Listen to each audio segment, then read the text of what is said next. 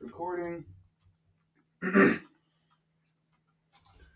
Welcome to 4,000 Weeks, the weekly audio dispatch from 4K Weeks. I am Spencer. Here we are, another week, another Saturday morning of me recording this podcast for you and your listening enjoyment. I hope you're enjoying it. I really do. It's a decent amount of work if you're not enjoying it. Anyway, let's get to it. It is week 18 of the year 2025. Every time I say that this year, I'm just like, man, it's 2025. I graduated from college 25 years ago. It does not feel like that long ago.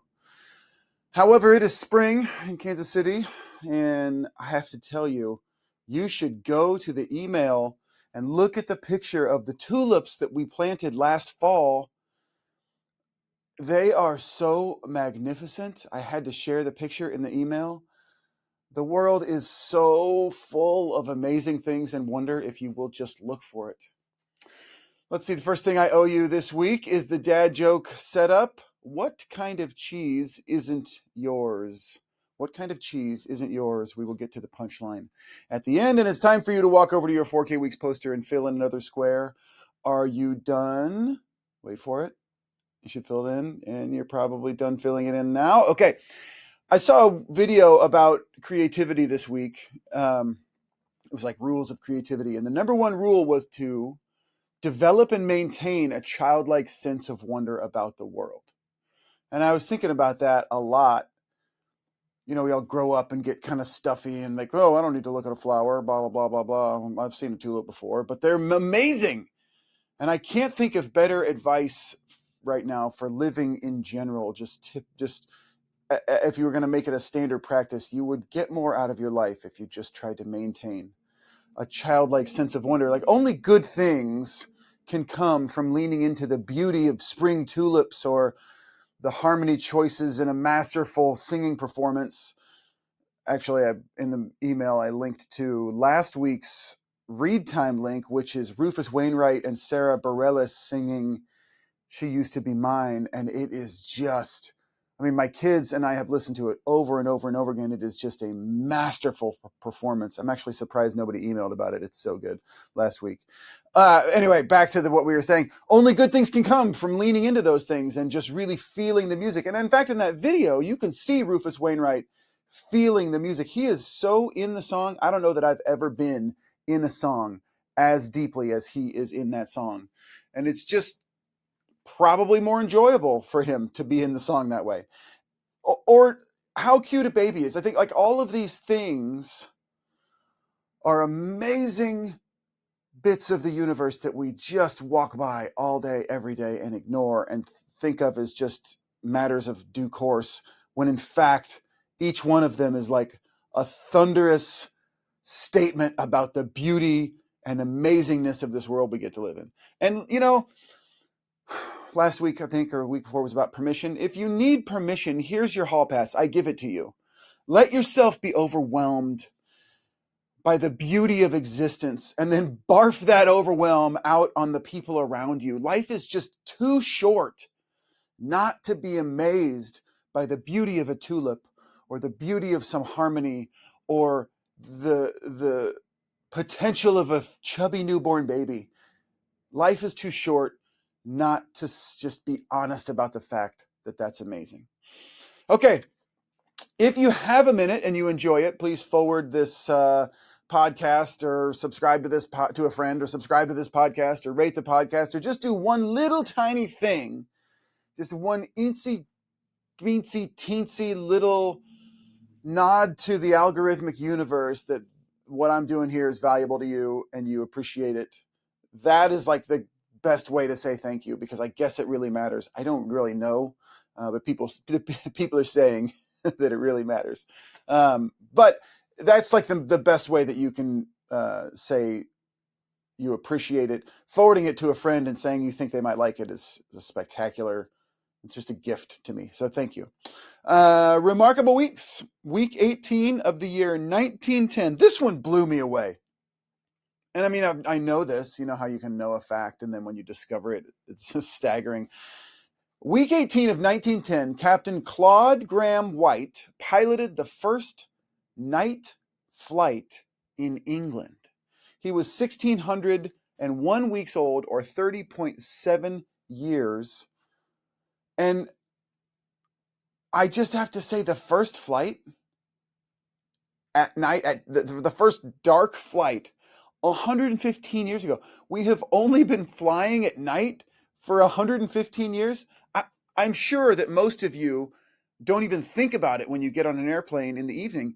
It's that is the blink of an eye. It's like that's such a short amount of time. It's the eye of the eye blinking. I can't even believe that. Speaking of amazing, wonderful things that we have and get access to. The quote of the week. While we stop to think, we often miss our opportunity. Publius Serious. While we stop to think, we often miss our opportunity. And if you've listened to this podcast for long enough or read the email for long enough, you know that most of the time Eli chooses these quotes and puts them into the newsletter so that I can react to them. Sometimes I'll switch them out, but most of the time the quotes you hear are chosen by her. And so I got to be honest, I would not have chosen this quote because this is particularly difficult for me.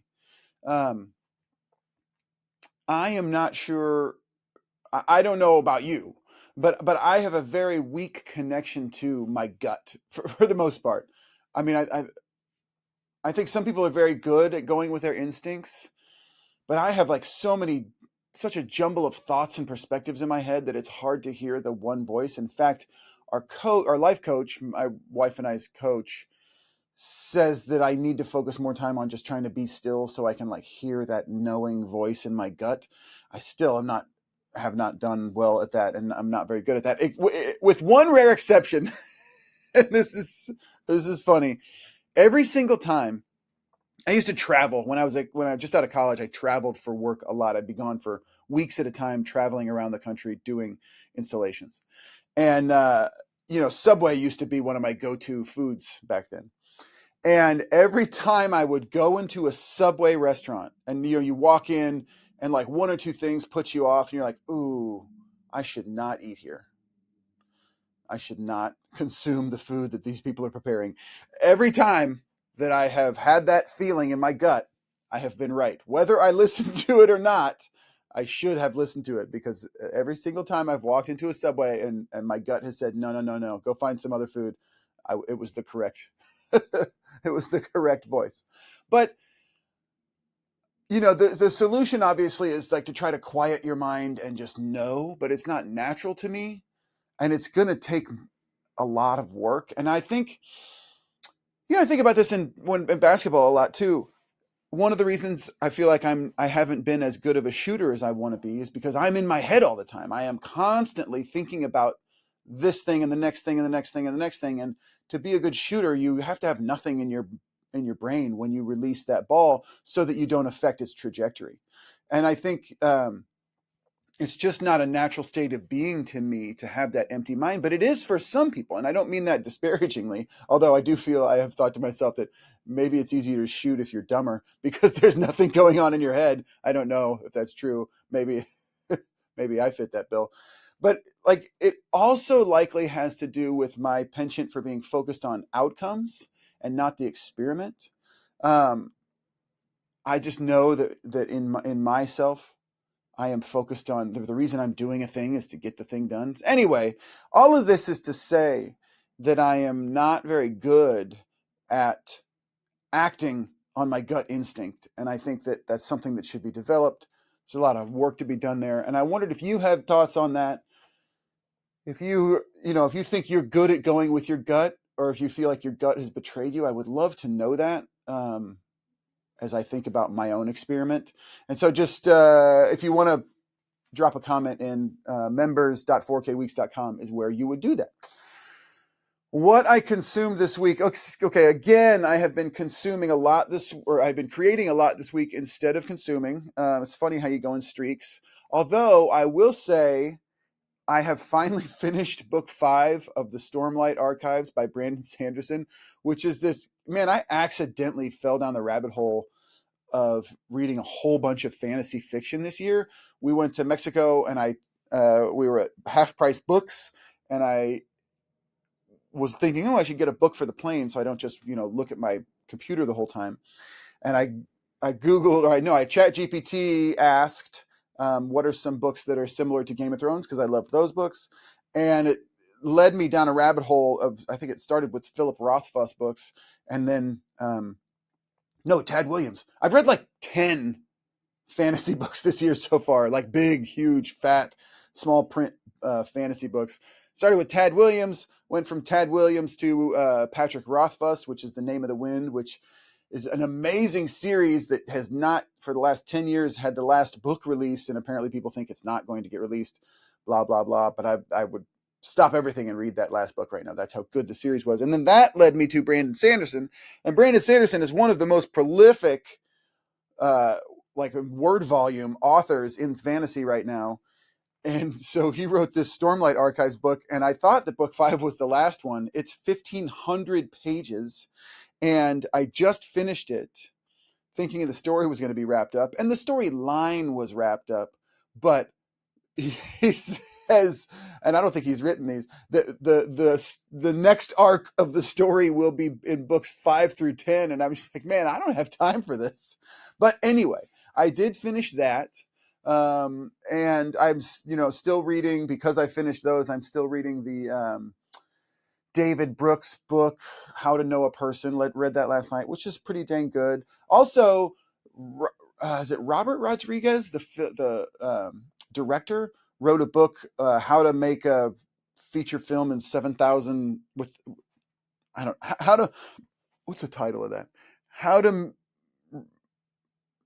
produce a feature film at 23 with only $7,000 or something. It's, if you Google, it's the first book that he wrote, Robert Rodriguez. I was reading that last night too. It's a pretty good story. And then there's one more. Oh, I'm still listening to the book, The End of Reality, and it's just getting crazier and crazier, by Jonathan Taplin, I believe. It's just about the tech oligarchy, and it's decently conspiracy theoried, but there's a lot of accurate, unfortunate things in there. I wonder what it's going to be like in 10 years with social media, etc. Anyway, I was thinking about, instead of linking to the podcasts and books that I read this week, I was thinking about taking a video of the studio, just a little quick tour of the studio where I spend most of my days. I think I'm going to do that in the email. So if you listen to this and you want to see that, you might go to the email and look for a link. If it's there, I did it. If it's not there, I decided not to do it. And the reason I would decide not to do it, just because I'll be honest with you guys, is that, like, not that I'm not honest with other people, but it's why I don't know I don't know if I want to show it, which is weird. It's like, is it a privacy thing? Is it an ego thing? I'm not sure. I'll think about that. I'm gonna talk to my wife about it. So there may be a video tour of the studio where I spend most of my days and write all these emails and stuff like that. So go see that. And if it's there, it's there. And if it's not, it's not. What I am thinking about this week. Okay. I mentioned it earlier, focusing on outcomes versus focusing on process. So this is something that I have learned through not the school of hard knocks, but the school of the real world, because this is every artist, whether they realize it or not, goes through this evolution, right? So focusing on outcomes versus focusing on progress. The hard part here is that it can be not very fulfilling to focus on process. What do I mean by that? Process is the unnoticed 20 hours of grueling practice each week. And then outcome is the Friday night basketball game with your girlfriend in the bleachers that you might lose. Not the girlfriend, the game. Or maybe the girlfriend too. Process is the 10 years of struggling to make interesting things, all the while wondering if any of it actually is good or matters. And then outcome is the 60-minute gallery opening where strangers tell you they like your work, but nobody buys anything. Process is the decades spent building expertise alone by yourself in the hours after work, in the hours during work, And then outcome is getting passed over for the promotion because there happened to be an economic downturn when it was time. And not a single one of those outcomes is worth the process that led up to it. And sometimes, and we get confused, this is where we get confused, sometimes we see examples of people whose outcome was totally worth all of the process that we totally ignore and didn't pay attention to, right? Sometimes people do become rock stars. And sometimes that happens after lots and lots of practice, and sometimes it isn't after lots and lots of practice. Becoming a rock star is an outcome you cannot control. It's something that other people do to you or don't do to you. And so, like, not a single one of the things I mentioned, or almost any outcome, is worth the hours and hours and hours and hours of process that made it possible.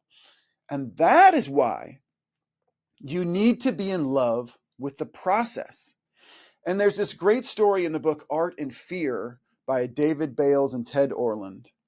Well, this is not a story, it's a quip that they say it's at the end of a story about a painter. A lot of artists dream about having made good art, but fewer artists dream about making good art. And what's the distinction? Well, one is dreaming about your butt sitting in the chair, cranking out the stuff and getting better and better and better.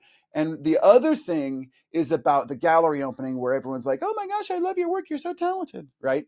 And so you need to be excited to practice, even if there are no games. You need to love to make the work, even if there are no buyers. You need to be committed to digging so deeply into your subject that expertise and its resultant opportunities are like the potential side effect.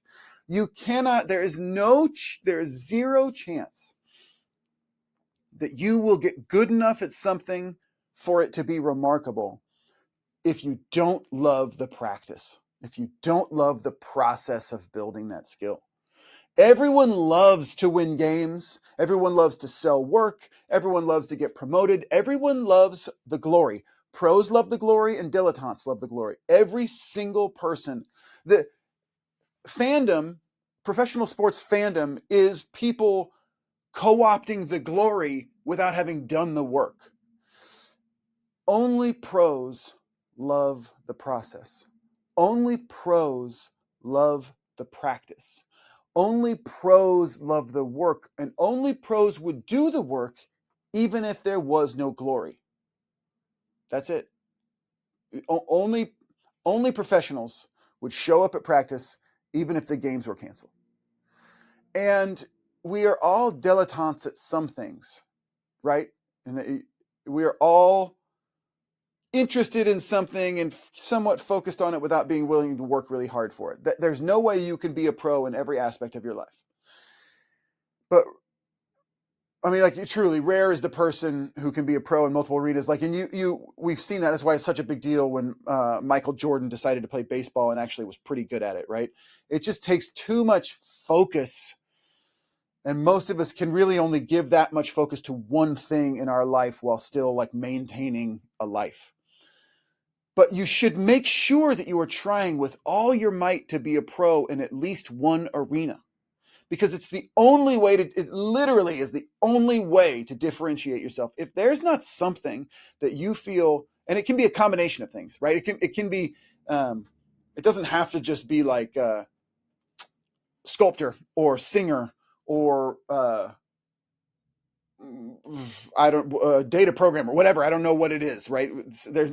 There are more things that you can be a pro at than we could mention, because by the time we were done mentioning them all, a new thing would be created. It can be a combination of things. You see this a lot with like songwriters, right? They're good enough at singing. They're not the best singer in the world, but their skill at songwriting combined with their skill of singing makes them a viable artist, right? You can combine two skills to make your own special skill where you are the best, or you're in the top 10 of that, right? And so, but developing those skills, being a pro, let's just being a pro or being an amateur, and there's a reason I'm using that wording. I'll tell you here in a second. It's the only way to differentiate yourself. And especially in an age of artificial intelligence, and who knows if we'll get to agentic AI, but right now, if you use AI regularly, you know that it's going to get harder and harder and harder to squeeze by in a professional setting with a mediocre effort. Like it is, I mean, things are going to be changing. And the thing about humans is that as you develop a skill, you develop it with a certain flavor. And you do things the way you do things because that's the way you've done things as you developed that skill. And then you are the only person who does it that way. And that's valuable. And that will be valuable. And when I say valuable, I don't know how it will translate economically into value, but I'm sure that's something that can be figured out. But individuality is the only thing that will protect you in the future, I feel like. And not individuality in like this. Sorry, I'm riffing right now. This is not in the email. Not individuality like I pierced my septum and I have a mohawk, right? But individuality that has been built hour after hour, day after day, week after week in practicing a skill. We were talking about this in Mastermind the other day. You know, that everyone who's investing for their retirement, unless they have some insight into the market, should just be putting their money in ETFs, right? Exchange traded funds, right? Because you want to buy a whole chunk of the market. You don't want to expose yourself to risk buying just one stock, because the people who are looking at that all day, every day for their jobs know more than you. And so it's just, Warren Buffett would tell you, if you have $1 million to put in to invest for your future, you should just put it in an ETF fund that buys a chunk of the whole stock market, right? That's fairly commonly understood wisdom these days. Except what that does is that kind of homogenizes the market. And so you get bigger swings, because when everyone's picking their own individual stocks, everyone's making their own individual decisions. And that means that it kind of rounds off the tops and bottoms of some of these swings, because, John made that decision and Sarah made this decision and Tim made that decision times a million. And so there's not everyone making the same decision at once. But when everyone buys into an exchange traded fund and they just put a chunk of their money over here, boom, and then that makes the swings bigger. Well, the same I feel like is true. It homogenizes things. The same I think is true as we use AI, because you just think about your Gmail. If you use the AI plugin, right, there's a suggested response, and then everyone starts choosing that suggested response, and it just kind of like sands off the weird edges of everyone's responses until the only thing we ever say is regards at the end of an email or something, right?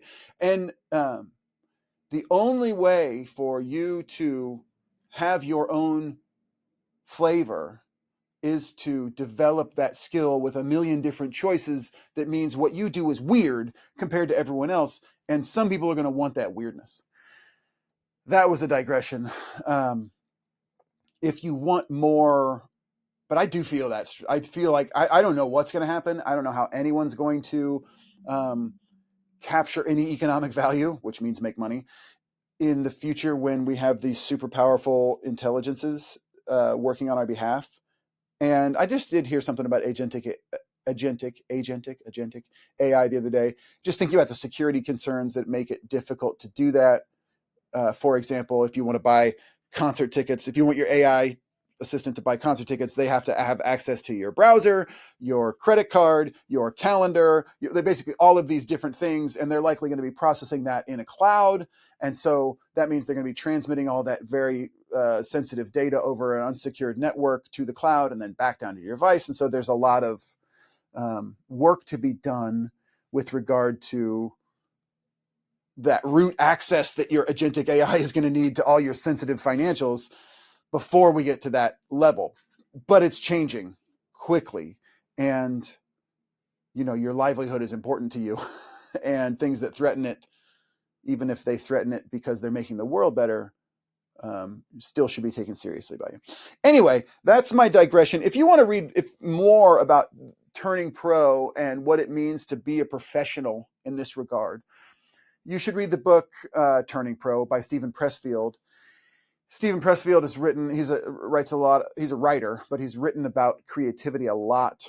He wrote The War of Art. He's the one who coined the phrase, the resistance, and the resistance is anything that keeps you from doing the work you should be doing. And the resistance has its own personality, right? The universe tugs at you a different way when you're trying to be creative, when you're trying to generate new things. And it's a spectacular series of books that he's written. But Turning Pro by Stephen Pressfield is about the loving the process, not necessarily the outcome, and using that as a way to really springboard yourself into a future where you are generating creative work competently and confidently on a regular basis. So that is something you should check out. We are nearing the end. The dad joke of the week. What kind of cheese isn't yours? I bet some of you got this. What kind of cheese isn't yours? Nacho cheese. So I don't know if I laugh out of compulsion sometimes, or if I laugh because I do think they're funny. I mean, I'm pretty stupid when it comes to dad jokes. I think mostly I laugh when they catch me off guard. So that probably wasn't a sincere laugh about that one. Anyway, I hope you have a spectacular week. I hope, what do I hope for you this week? I hope you look at a tulip and I hope you think, damn, that is amazing. I hope you see a reptile. Gosh dang, in our backyard this week, we have seen so many snakes and skinks. It is a delightful time of year. My wife at lunchtime when the sun is in full bloom in our backyard just wanders around looking for snakes. And we've seen, I think we have 5 or 6 confirmed individuals right now. I know there's more than that because the babies hide. But it's a delightful, it's really fun. I mean, snakes, I was pulling the pool cover back the other day, sorry. And because I need to replace the pump. I was pulling the pool cover back and there were 2 garter snakes just laying there coiled up. And I mean, and I love them. And they're welcome in our yard. But I know there are snakes in that spot. And I lifted the cover up and I was like, oh, okay. Hi guys. Well, you can stay here. Woo. But it is something about snakes will always startle you. I feel like every single person, even people who deal with them every day, when they come across a snake unexpectedly, it's kind of like, oh, okay. All right. Okay. No, I'm chill. So anyway, I hope you see a reptile this week because reptiles are amazing. I hope you see the beauty of a tulip and just look at it for a minute and think that just happens every spring. And I hope you're kind to yourself and somebody else. Have a great week. Talk to you later.